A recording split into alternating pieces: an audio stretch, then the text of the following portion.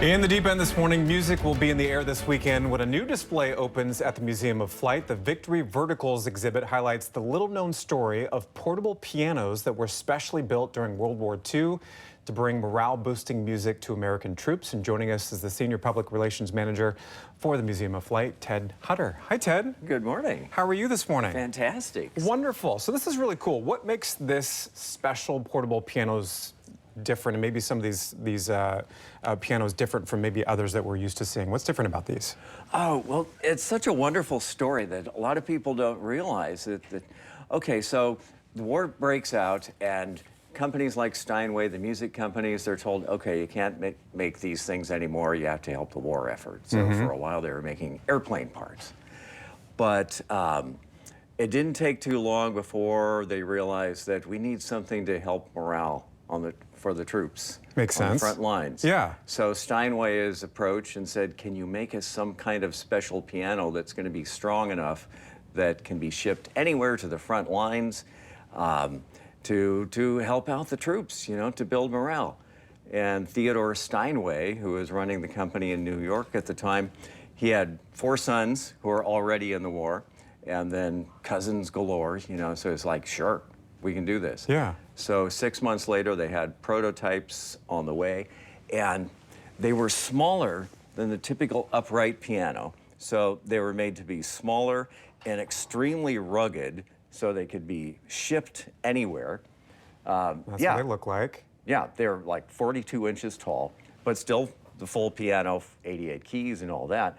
It came in special crates, so they could be lifted, they could be hoisted, they could fit inside of bombers and in Jeeps. Wow. And literally go anywhere. And part of the construction inside was special too. They used special glues that would hold up under the heat and humidity of the tropics. Yeah, I wouldn't have never thought of that. Yeah.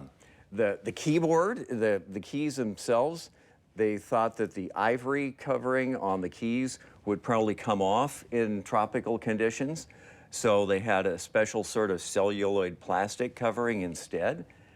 And the crates themselves were unique. So everything was self-contained in that, you know, once the piano's in the crate, it also came with tuning tools, instructions, sheet music, everything that you need. And it could be put into... Just all in one. Yeah, it could be put into a bomber, you know, B-17s would bring them to the troops, boats, whatever. And they were all over the world. Amazing. Yeah. What type of music are we talking about? And explain sort of how this did help with morale. Oh, well, you know, it was whatever music that the guys wanted to play, you know. So as far as the music that came with the pianos, it was kind of a selection, maybe light classical, some popular music, boogie woogie, you know, this is the swing era. And they were also something that, you know, you'd probably find at all the officers' clubs and places where the USO would go. Yeah. So you've got the entertainers that from the U.S., you know, the Bob Hope USO shows, things like that. Now they've got a piano. So they were used, you know, in all sorts of ways. Yeah. Really, really cool. And I don't think a lot of people, when they're doing, you know, sort of research about war history, would have realized that this was even a thing.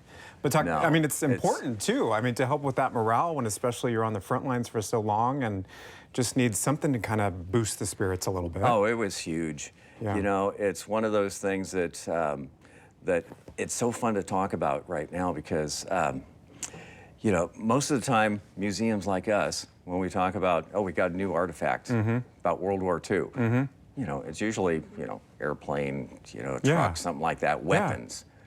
But this is not a weapon. No. This is, you know, this is something that brings happiness to the troops. Yeah. But it helps win the war because people got to, you know, they need that touch of home. They need to feel good again before they go into the ugly stuff. So people that go to the museum tomorrow will get a chance to see these pianos up close. Are they going to be able to hear them being played too? Oh yeah, that's the other cool thing about this is that it's not something that we're just going to have to look at. You know, we're going to have little mini pop-up concerts throughout the run of the exhibit. Oh, fun. So tomorrow we'll have some experts that will tell you all about these things. and also some piano performances. I love that. Yeah. You also wanted to note, too, we have a book here on the table, and this is a subject, these pianos were the subject of that particular book, and the author's going to be there?